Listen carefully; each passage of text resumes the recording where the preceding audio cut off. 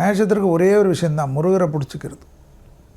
மற்றபடி தொழில், உத்தியோகம், வியாபாரம், படிப்பு எல்லாம் அற்புதம். படிப்படியாக நல்ல தொழில் முன்னேற்றம் ஏற்படும்.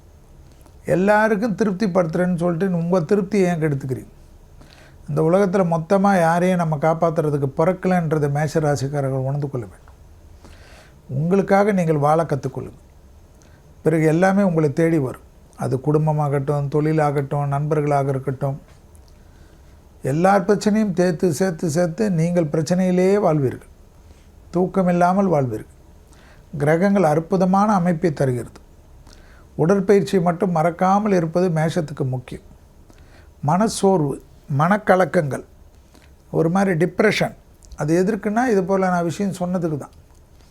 அசையாமசைய பொருள், தொழில், முதலீடுகள் சந்தோஷமாக இருக்கும். பயப்படவே கூடாது மேஷத்துக்கு.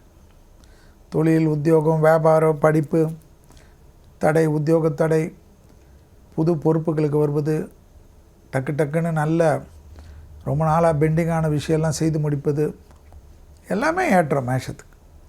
ஸோ ஜாலியாக இருங்க.